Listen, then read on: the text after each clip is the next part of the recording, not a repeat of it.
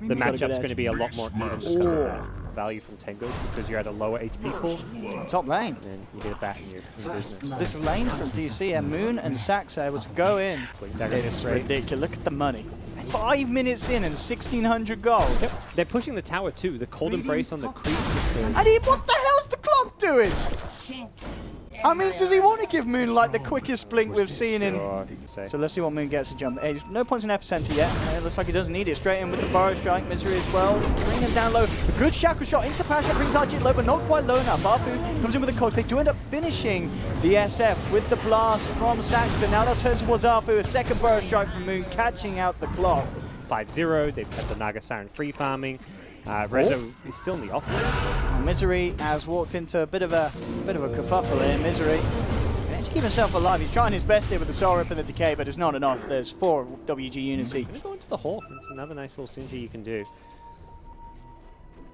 Ideally catching out the Winter Wyvern, but that's a hard hero to kill. This is, yeah, I mean, can he actually get the kill with this? He's pretty deep. Does he really want to jump out? He actually does. In the midst of 4 members, he's got the backup on its way. Hookshot's going to miss though, unfortunately. WG has to think twice about sticking around for this one. Moon coming in with a beautiful 2-man Burrow Strike. Shackle is not going to latch, but the damage with the Maelstrom and the power shot will be enough. The sleep's there to cancel Arfu's TP, make sure that DC find themselves a second kill. They may not be done yet. Arjit is able to TP out.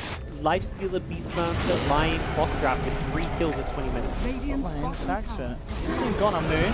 The epicenter they're ready. Here we go. Jumps in, finds the Burrow Strike onto Nana, getting huge amounts of damage out. There's no rages available. He's trying to arm the top of his way out of this. Wants to infest. Might actually make the infest, but no.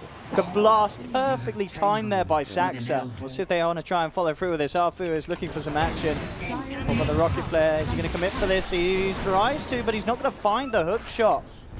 Again, that's probably for the better. I was going to say. I don't know how that would have went for Arfu. And he's in a lot of trouble now.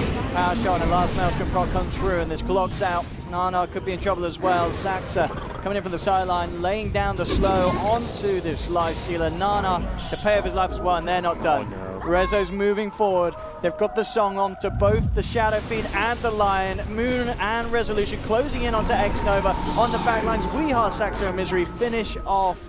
Oh, the Shadow Fiend. Arjit. Impressive play from DC, obviously, with that first series of the day, going up against LGDFY, having a win now here, looking to be pretty strong. Oh my God, he nearly survives.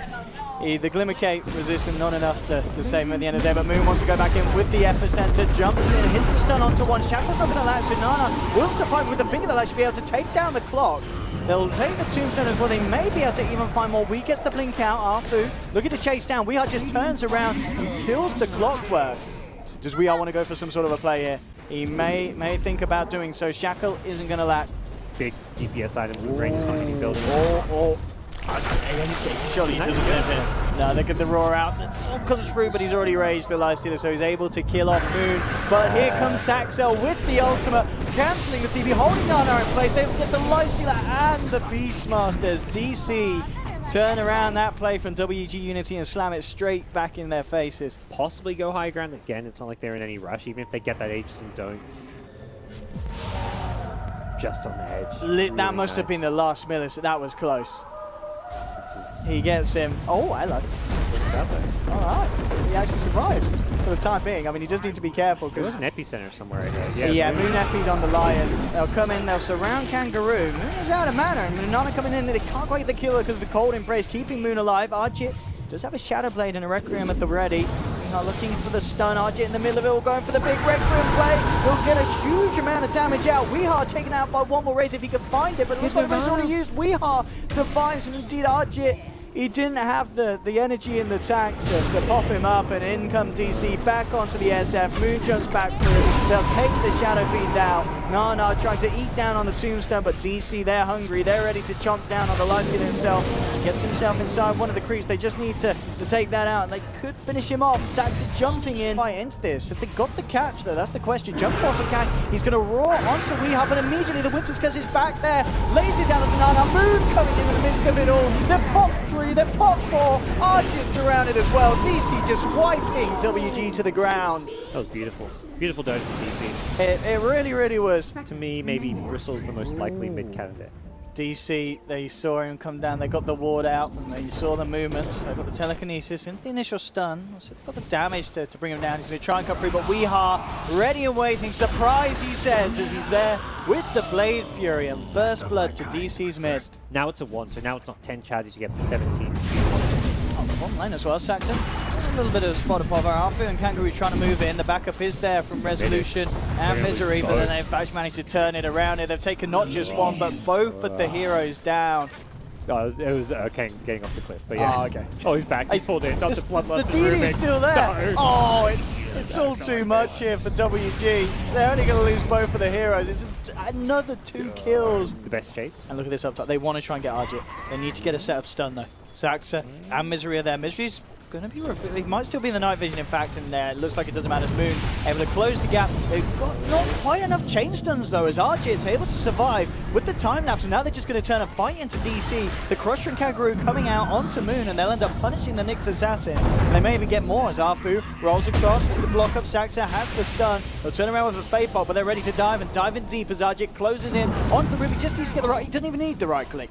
The blast comes through from X-Nova, and WG Unity able to turn around that play very, very nicely. As kill too many of these heroes. They could maybe go for the Earth Spirit. Now that's one they could probably do. Brings him down low. One more touch is going to be needed. Weehaw comes in straight away with the Blade Fury to finish off the kill. They had a dive too. They saw the Nyx coming in. That's a nice wrap around. In fact, Weehaw actually with a quick Omni Slash dodges the Slithering Crush. And he's actually going to be able to walk his way out of this one with the Salve at the ready as well. I mean, Arjit's trying to chase. Look at the blast through. Arjit. We'll see if WG can get the sort of a jump that they need, because they're moving down the mid lane.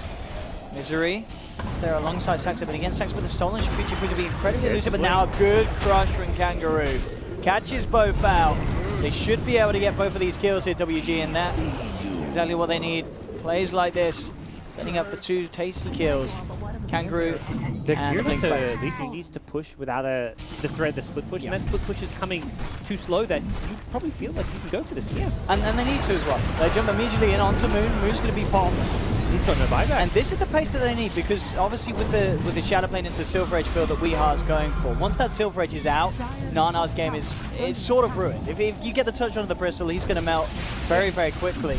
As you said, WG getting that good kill, a lot of pressure onto the tier 3. Whoops. Split push will slow down now that Slaughter's TP back, and I think the call is to full retreat here, but Wee's chasing with the Shadow Blade at back in mid.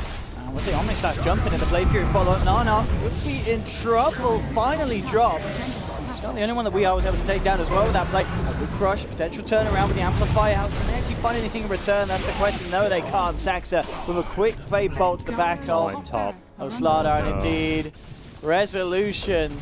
He is playing. He's playing a solo game here, really. Yeah. The Slaughter TP back to stop the whole split push, but then got recalled in.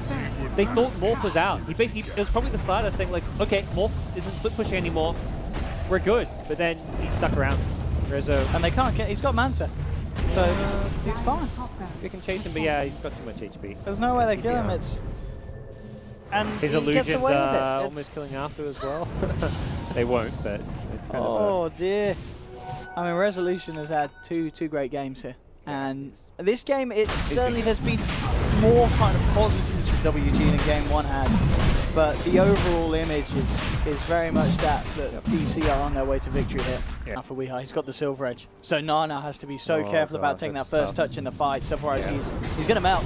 Already Moon trying to initiate Resolution with the follow-up burst, bringing down the Earth Spirit. Nana's in the center of it all as well. They are going to try and drain Rezo's mana, but it's not going to work, and there's Weehaw, comes in, chops down the Bristle, immediate buyback from Nana. It's a stolen amp damage too, that did a huge amount of physical onto Nana because of that. Kangaroo jumps in with the crush, play with his life. Too much. What can WG do to stop it? Oh, that's a Silver Edge. Omni Slash as well. Can he survive this? They're spreading out the Omni Slash jumps. Looks like Nana will manage to survive through this. Keep the team alive. 10 seconds and the Slaughter will be back up. So WG with a good hold to start with. DC, they've got Weehaw and Resolution back on towards the tier 3. Roll in, immediate stun, it goes into the spike carapace. Oh, he did. He wasn't up. I don't know what he was doing. I thought he was rolling into ulti, but then I was like, oh no, he's just rolling in. Nana's down. That is a dive back on the Bristleback. It looks like DC should be on the verge of taking game 2, and indeed they do. 22-8, 26 minutes in. Again, another quick game in this series between DC and Warrior Gaming Unity, and it really just was that DC, they were the better team. It's clear as day there really in that one, and WG Unity just, it wasn't quite there, and it's just an interesting group. You know, the fact that this team, WG, they took down Wings, knocked them down, but then DC knocked down WG Unity with incredible power.